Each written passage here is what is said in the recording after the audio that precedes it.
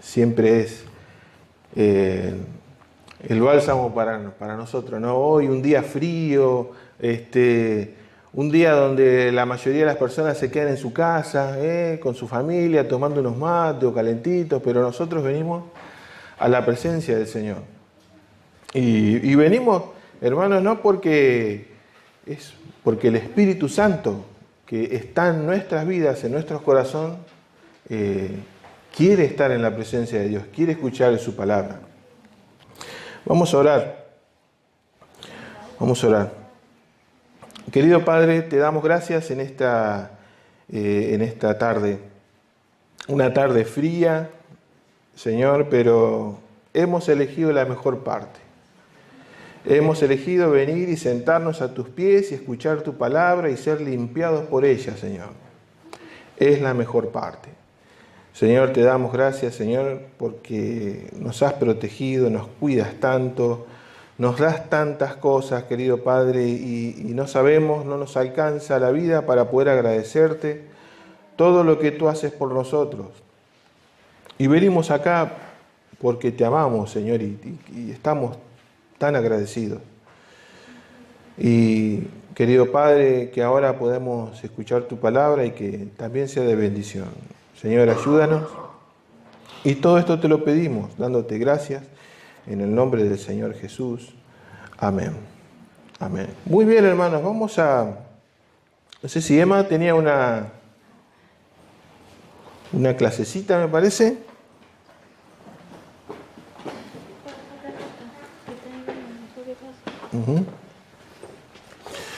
Bueno, vamos a continuar con un relato del Evangelio, de los Evangelios. Vamos a ir a Lucas, libro de Lucas. Si tienen sus Biblias.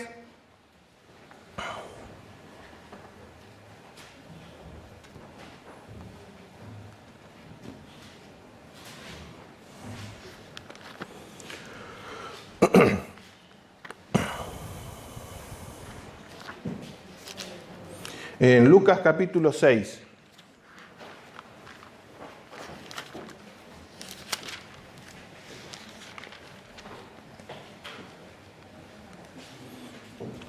Y es acerca de la elección de los 12 apóstoles.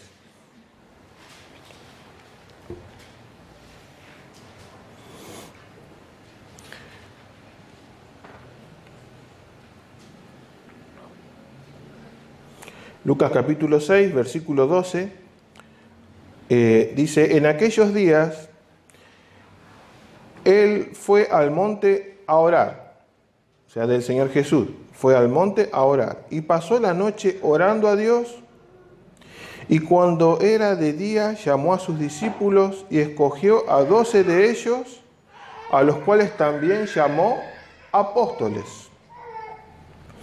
A Simón, a quien también llamó Pedro, a Andrés su hermano, Jacobo y Juan, Felipe y Bartolomé, Mateo, Tomás, Jacobo, hijo de Alfeo, Simón llamado el Celote, Judas, hermano de Jacobo, Judas Iscariote, que llegó a ser el traidor. Fíjense, el Señor, hasta acá vamos a leer, después veremos otros textos más, pero fíjense, el Señor Jesús hace algo que habitualmente a nosotros nos costaría muchísimo, que es ponerse a orar. Y dice que estuvo orando toda la noche por sus discípulos, para ver qué Él elegía, qué Él iba a escoger. Y realmente esto forma parte, lo que ustedes acaban de leer, uno de los momentos más trascendentales de la vida de la vida del Señor Jesús, del ministerio del Señor Jesús. Iba a escoger a 12 apóstoles. El Señor Jesús tenía muchos discípulos, pero en este caso se reduce la elección a 12. Tan trascendental iba a ser esta decisión que hoy en día, hermanos, por la gloria de Dios, estamos acá por la obra del Señor Jesús y por la obra que continuaron los apóstoles. El trabajo que hicieron ellos, cómo se fue transmitiendo de generación en generación, creyente tras creyente, Lo que escribieron, lo que anotaron, inclusive el apóstol Pablo, escribiendo en todas las epístolas, todo lo que tenemos, es gracias a ese trabajo que hizo el Señor, de la elección. El 12, si ustedes ven, es un número emblemático. ¿Cuántas tribus son las de Israel? ¿Se acuerdan? 12. Bueno, esto es un poco también una referencia que Dios está haciendo. Así como había 12 tribus, ahora hay 12 hombres que representan un nuevo pacto, el Nuevo Testamento. Ahora, si ustedes prestan atención, este grupo de personas era muy heterogéneo, era muy diferente entre sí.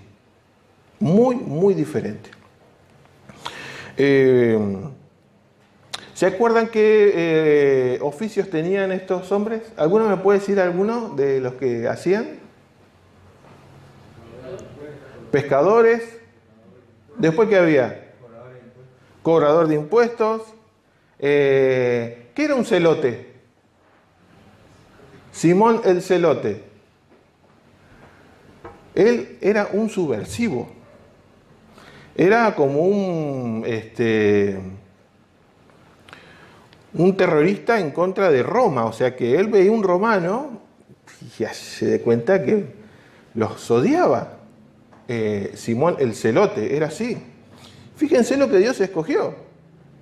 Y estaba Mateo, que era un cobrador de impuestos, que estaba emparentado con los romanos. Y el Señor los juntó a los dos extremos opuestos. Uno que era un cobrador de impuestos, amigo de los romanos, y el otro que era un celote, que era un enemigo de los romanos. ¿Se acuerdan cuando los manda de dos en dos? Al celote y a Mateo. ¿Cómo se habrán llevado?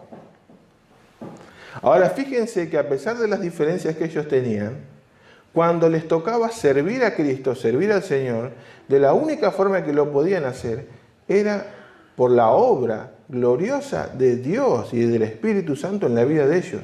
Si no, era imposible que hubiesen podido trabajar juntos.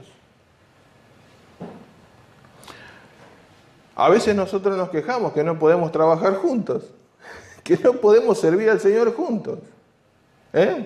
No porque yo tengo mi carácter, no porque tenemos la otra forma de ser, no porque yo no me llevo bien, no porque me gusta hacer las cosas solo, otro porque no, bueno. Pero el único que puede lograr armonía es Jesucristo, es el Espíritu Santo. Personas diferentes. Y hay un texto también de Marcos, yo se lo leo desde acá, que es el mismo relato, pero dice: mas subió al monte y llamó así a los que él quiso. Y vinieron a él toda la noche orando. Y él llamó a los que él quiso. Y entre ellos estaba el traidor. ¿Quién era el traidor? Judas. Y aún así lo eligió, sabiendo que el Señor Jesús conocía absolutamente todo. Lo eligió. Llamó a los que él quiso. Leía también un escritor que se quejaba y decía: ¿cómo puede haber elegido a Judas? Y entonces él después se ponía en el lugar y decía: yo no sé cómo me pudo haber escogido a mí.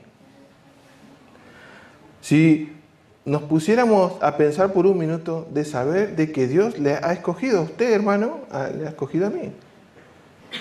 ¿Usted se ha puesto a pensar que Dios en su voluntad soberana decidió buscar y escogerlo a usted? ¿Se ha puesto a pensar que Dios ha traspasado todos los límites del tiempo, las edades, que Dios ha traspasado todas las voluntades humanas, que Dios superó todos los obstáculos que pudieron haber existido para escogerlo a usted? ¿Se acuerda del día que Dios llegó a su vida? Ese día Dios decidió soberanamente escogerlo.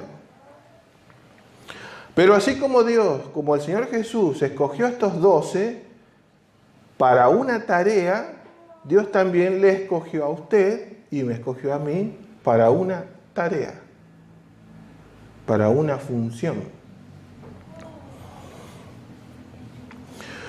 Un factor indispensable es la oración. Vamos a llevarlo al contexto de la obra del Señor. Como en este caso vemos a los 12 apóstoles que se iban a preparar para toda una obra a futuro. Y también quisiera que nos pudiésemos conectar con el Señor y su obra y el servicio hacia Dios.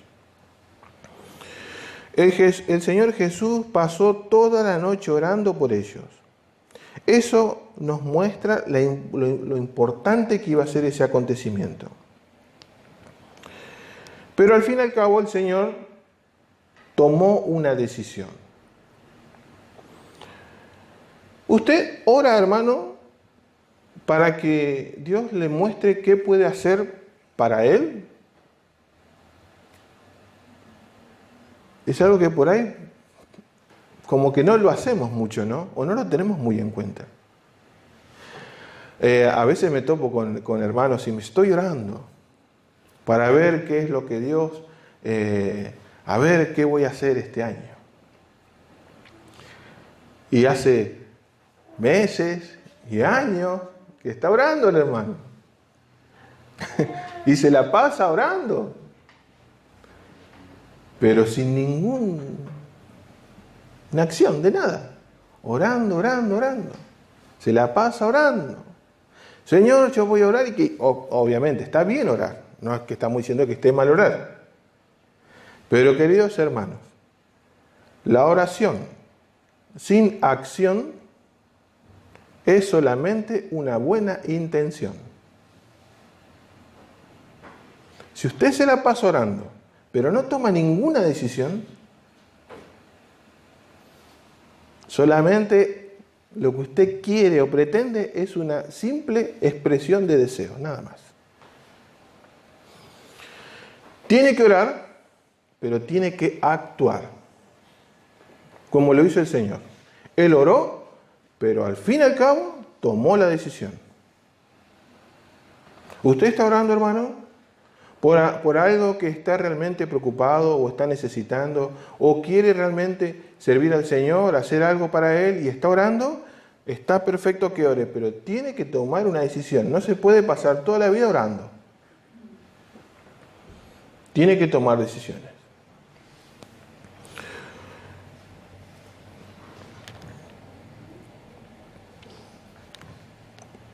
También es necesario entender que no nos podemos dar el lujo de no orar, porque por ahí nos mandamos y empezamos a hacer un montón de cosas, pero sin orar. Debemos orar. Y lo hacemos como a modo de consulta para el Señor y que el Señor, evalúe lo que quiero hacer o lo que deseo. Lo pongo en sus manos y lo pongo en oración. También, queridos hermanos, no podemos estar esperando que descienda un ángel del cielo con una revelación o con algo extraordinario para decirnos, sí, tenés que ir a hacer esto, porque no va a ser así. No va a ser así. Dios no va a bajar con una varita mágica y va, ¡ping!, y nos va a tocar, va a decir, ya está respuesta, te he respondido lo que querías. Dios no hace eso. Dios le va a hablar a través de su palabra.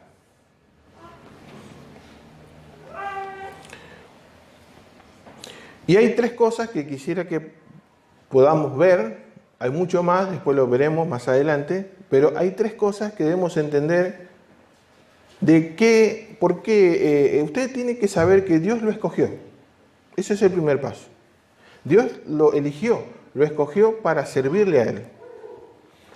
La Biblia dice, porque somos hechura suya, creados en Cristo Jesús para buenas obras, las cuales Dios preparó de antemano para que anduviésemos en ellas. Debe saber de que Dios le escogió, no puede ignorar eso. Dios lo escogió para buenas obras. Pero las buenas obras, ¿dónde están? Uno dice, pasan los años y las buenas obras no aparecen. No están.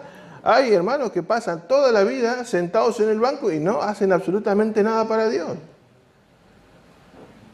Y eso, hermanos, no es normal en la vida espiritual.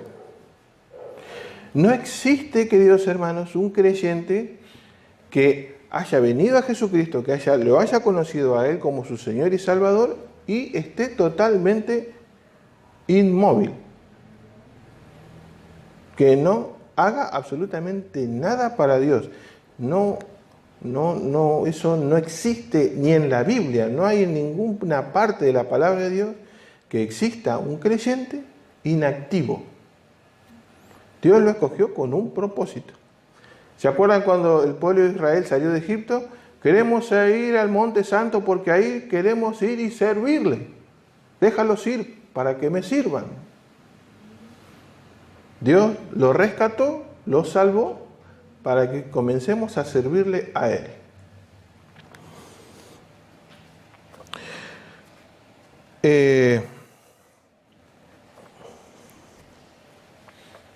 Tenemos una contraparte. Los creyentes de hoy en día no sirven a Dios, no le están sirviendo porque en muchos de ellos Dios no les interesa. Dios no les cambia nada a su vida, no les afecta en nada, no le varía en nada el venir a la iglesia, ser un creyente o no. Y esa indiferencia que a veces nosotros transmitimos o le decimos a Dios, se ve en que no estamos sirviéndole a Él. No, como hay un gran desinterés. Usted lo va a ver, a medida que pase el tiempo lo va a ver. Lo segundo que debe saber es que Dios le ha dado dones y talentos para servirle a Dios. Dios no lo ha dejado desprovisto. ¿Usted sabe qué don tiene?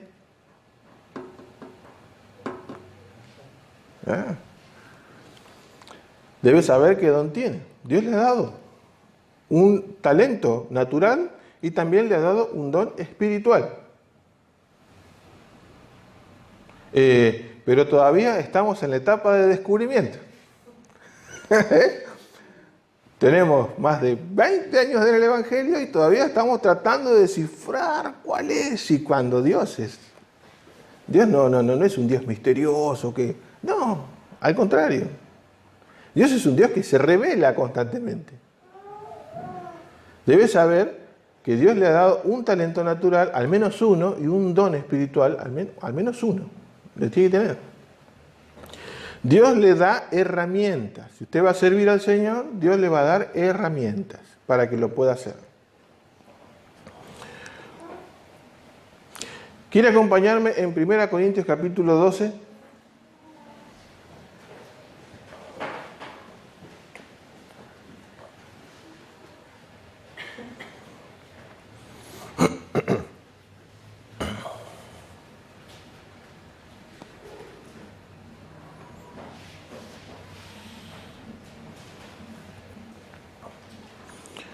Es un texto que habla de los dones. Y no vamos a entrar en detalle de cada don, pero vamos a ver los conceptos principales del tema de dones. Capítulo 12 de 1 Corintios. Dice, no quiero, hermanos, que ignoréis acerca de los dones espirituales. Y la gran mayoría lo ignora. Piensan que es increíble.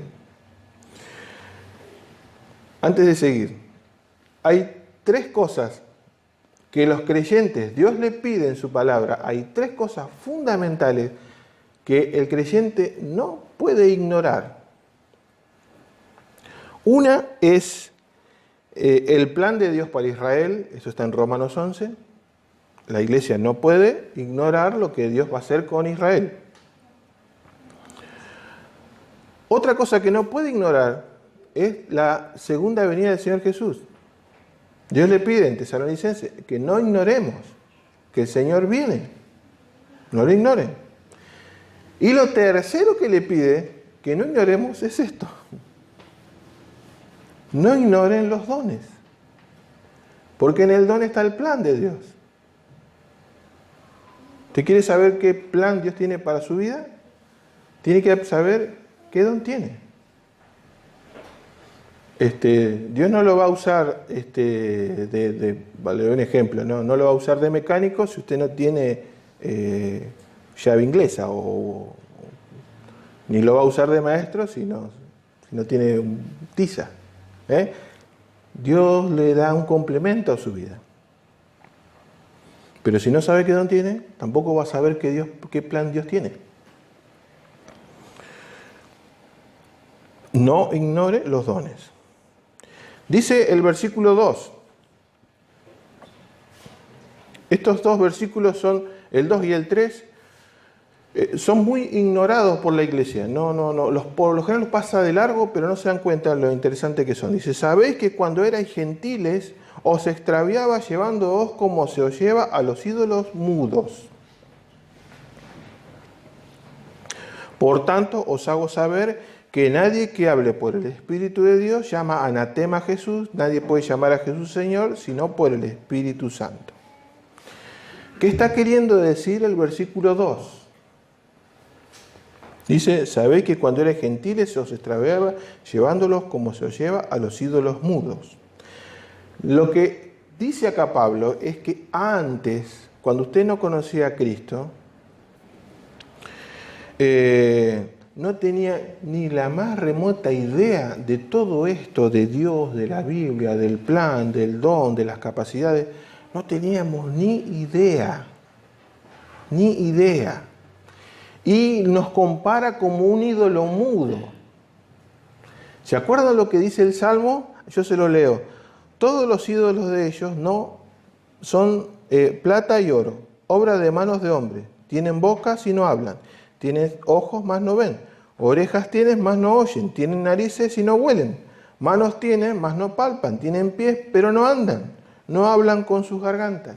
Así éramos antes. Así. Teníamos manos, teníamos pies, teníamos boca, teníamos ojos, pero no servía para nada. Estaba muerto todo eso. Antes éramos así. Pero ahora la cosa ha cambiado.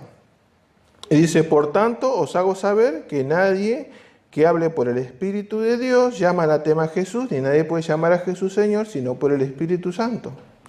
Antes íbamos totalmente en contra de Dios. Cuando dice llamar anatema, ¿saben qué es la palabra anatema? Maldito, ¿no? Eso significa. O maldecir. En este caso, en este contexto de este texto, está queriendo decir, nadie lo maldice a Jesucristo. Nadie.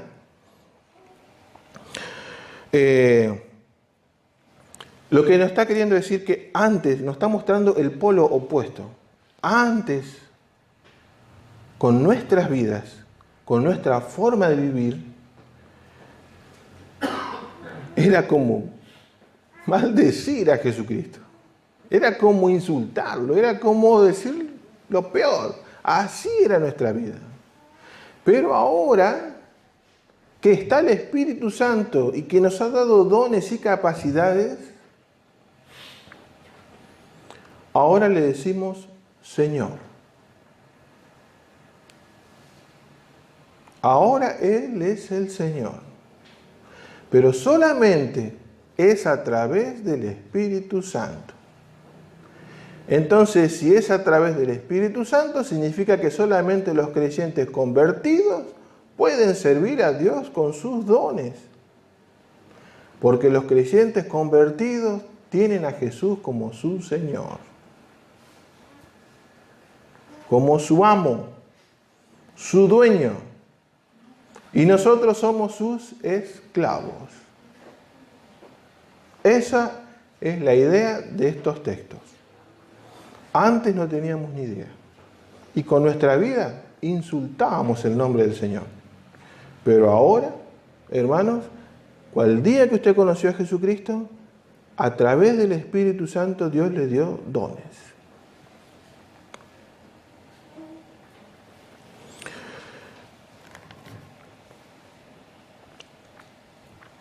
Hermanos, si Jesús es nuestro Señor, Debemos aceptar el señorío de Cristo. Muchos dones no se manifiestan porque Jesucristo no es mi Señor.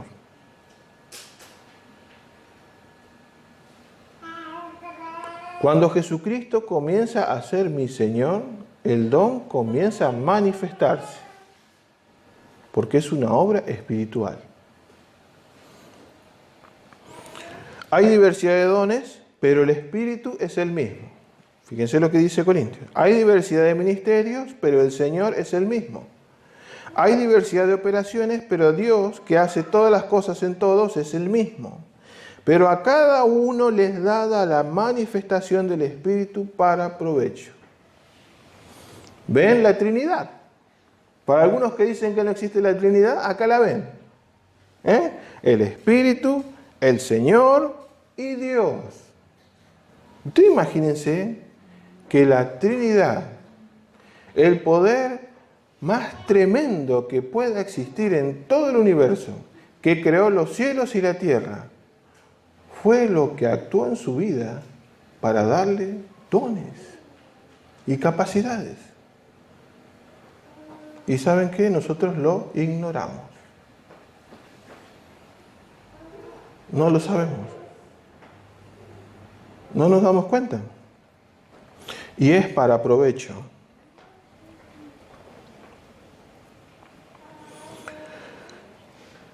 Filipenses, yo se lo leo de acá, dice: por tanto, amados míos, como siempre habéis obedecido, no como en mi presencia solamente, sino mucho más ahora en mi ausencia, ocupaos de vuestra salvación con temor y, como dice, y temblor.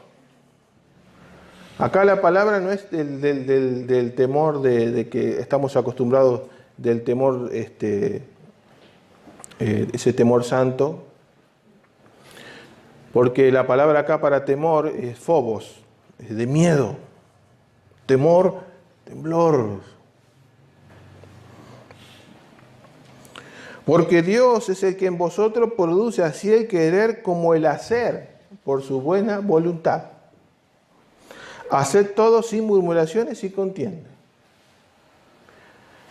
Querido hermano, no puedo evitar la pregunta. ¿Dios está produciendo en su vida el querer como el hacer? ¿Dios está produciendo en su corazón el deseo de servirle a Él? Porque, querido hermano, por más que yo insista y por más que yo le pida y por más que yo trate o intente, no lo voy a poder hacer a menos que el Señor haga una obra en usted.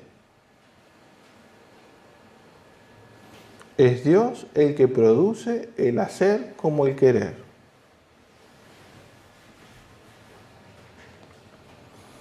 ¿Saben qué bueno es cuando los hermanos y la iglesia tienen el deseo de servir a Dios? Y a veces los hermanos vienen con el deseo y la intención y vienen con una propuesta y están animados y con gozo y con alegría y quieren servir a Dios. Eso es lo ideal. Eso es lo ideal. Pero cuesta muchísimo ver eso. Yo les soy sincero, muy sincero. Muy sincero. Y está bien, a veces decimos, no tengo ganas de servir a Dios, no tengo ganas. A veces el ser pocos desalienta. A veces el sentirse solo desalienta. A veces el no tener herramientas desalienta. A veces, hermanos, como pareciera una tontera o algo insignificante. Pero a veces los hermanos se desalientan, se desaniman. Y estamos hablando de servir a Cristo. A veces trasladamos nuestros problemas o nuestras dificultades y las emparentamos con la iglesia. Y nuestros problemas terminan afectando nuestra vida espiritual. ¿Y qué culpa tiene Dios? Y a veces dejamos de servir a Dios, dejamos de tener iniciativas o dejamos de tener el deseo porque lamentablemente cuestiones externas, problemas familiares, problemas o laborales o lo que sean, terminan afectando nuestras vidas. Lógico, somos seres humanos. Pero debiéramos aprender a separar a veces las cosas. Hermanos, es un privilegio enorme poder servir a Cristo. Y de saber que cuando lo hacemos, hacemos tesoros en el cielo. Y todo lo que hagamos acá va a servir para toda una eternidad. Acá solamente estamos 80 años y con suerte. Pero en el cielo estaremos toda una eternidad. Y todo lo que usted haga acá va a preparar el terreno para toda una eternidad.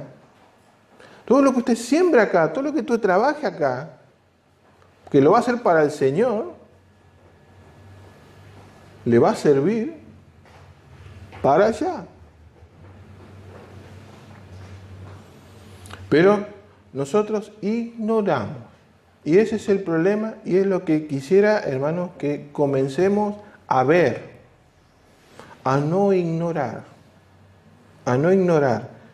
el servicio hacia el Señor. Que no ignoremos los dones y capacidades y talentos. Que no nos desanimemos ni nos desalentemos.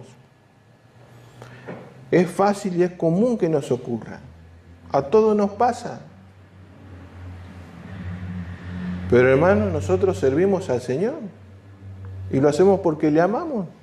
Y porque estamos eternamente agradecidos. Y piense, hermano, por un minuto, Dios lo salvó del infierno. Lo salvó de una condenación eterna. Lo salvó de las garras del mal. Lo salvó del abismo. Entonces le servimos a Dios porque le amamos. Le agradecemos, no sabemos cómo pagarle. Entonces, lo desafío, hermano, a que intente una vez más, a que trate una vez más, que separe los problemas. El único impedimento para servir al Señor es un pecado no resuelto, es lo único. Si hay un pecado que no está resuelto, eso puede ser un impedimento para servir al Señor, pero si no, no. A veces quizá usted piense, bueno, pero y no sé nada. Dios ha sido soberano y le ha repartido dones y como Él quiso. Dios le ha dado una capacidad, algo le ha dado. Y Él no se fijó si usted tenía 10 años de creyente o 5 años de creyente o medio día de creyente. Dios lo ha provisto. Y debe entrar en el engranaje del servicio al Señor, debe hacerlo urgentemente, no se puede quedar. La ociosidad es un pecado. La ociosidad lo va a llevar a desconectarse de Dios. Lo animo, hermano, a que cuando usted llegue a su casa tome papel y lápiz y ponga, me gustaría hacer esto. Quisiera hacer esto otro. Y esto le va a servir en cualquier iglesia. Agarre un papel y lápiz. Ponga ese proyecto en oración. Ponga eso que tengo en mi mente, en mi corazón, lo que, Señor, tengo ganas de hacer esto. ¿Cómo me encantaría? Hay iglesias, hermanos, que nosotros corremos con una ventaja tremenda que somos pocos. Y que hay lugar de sobra. Y hay espacio y tiempo para hacer un montón de cosas. Hay otras iglesias que son un montón. Y que todavía hay creyentes que están haciendo banco y que no tienen ninguna chance ni.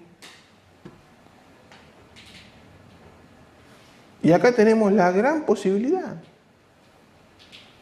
La gran posibilidad. Con esto voy terminando, hermano. Lo otro que debe entender es que Dios puso la iglesia. No existe el creyente sin iglesia. Dios lo ha puesto en un cuerpo. Yo no sé si será el pie, si será la oreja, si será el ojo, si será el brazo, si será el cuello. No lo sé. Ni tampoco le puedo decir, hermano, no lo necesito. Lo que a usted le falta lo debe tener el otro. Y ahí es donde vienen los problemas, y es donde la mayoría de las veces vienen los problemas.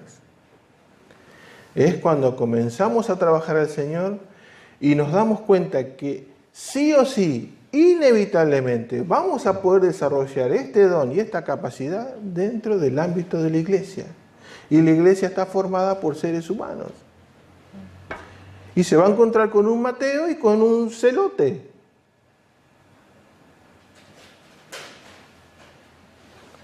Se va a encontrar con personas diferentes, que piensan diferente, que viven diferente. Siempre les doy el ejemplo de los instrumentos de música. Si ustedes ven la batería, ven una guitarra, o ven un saxo, o una trompeta, y usted dice, son totalmente diferentes. De forma. Pero cuando tocan la misma nota, hay armonía. Eso es lo que ocurre en la iglesia. Dios lo llamó, lo salvó. Y Dios lo llama, le dice, venga, venga, venga. Es como, ¿se acuerdan de la rebelión de Coré? Que Moisés, ¿qué hizo? Los que están del lado del Señor, vengan para este lado. Vengan para este lado. Pero los que no quieran, bueno, se los tragó la tierra. Pero Dios les está diciendo, vengan para este lado. Vengan para este lado. Vengan para servir al Señor. Vengan para santificarse para Él. Vengan para este lado. Y no tengan miedo porque Dios le ha dado dones. Y no tengan más miedo por sus hermanos. Porque son necesarios. Son necesarios.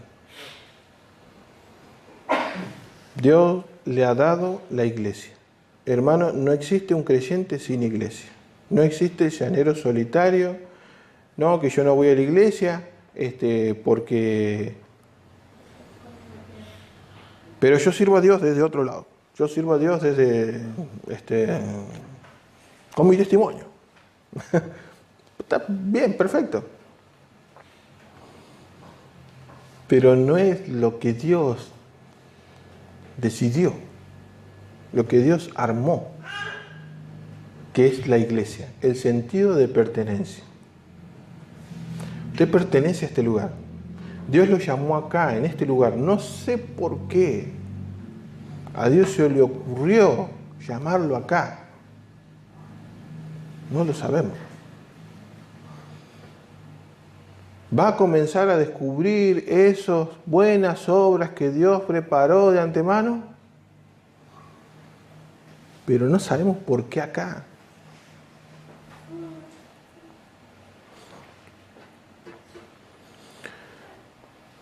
Después vamos a seguir, hermano.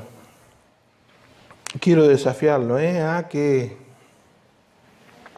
Dios produzca ese fervor nuevamente a trabajar. Sabemos que venimos de una pandemia, de un retraso de tiempo, de comunión, de un montón de cosas. Y bueno, somos conscientes de eso. Pero hermano, lo animo a que planifique, a que sirva al Señor, que tenga una idea de algo. Quiero hacer esto, quiero servir al Señor. Quiero hacer algo. Vamos a orar. Querido Padre, te doy gracias en esta tarde porque así como tú llamaste a los 12 con un propósito, con una tarea, Señor, tú has hecho lo mismo con nosotros. Señor, recordamos ese día tan precioso cuando tú viniste a nuestras vidas y nos llamaste y Señor, fue irresistible ese llamado. Y querido Padre, perdónanos si hemos fallado en el servicio a ti, Señor, y lo hemos descuidado del don, hemos descuidado la salvación, hemos descuidado tantas cosas. Y, Señor, te pedimos que tú nos perdones. Pero, Señor, anímanos, alienta nuestro corazón, una vez más. Señor, te pedimos una oportunidad más, una más. Señor, si en tu misericordia tú lo permites, Señor, esperamos en ti y oramos para que tú obres. pero ayúdanos a tomar decisiones. Ayúdanos a poder hacerlo también. Querido Padre, gracias te damos, bendice la Iglesia, en el nombre del Señor Jesús. Amén. Amén.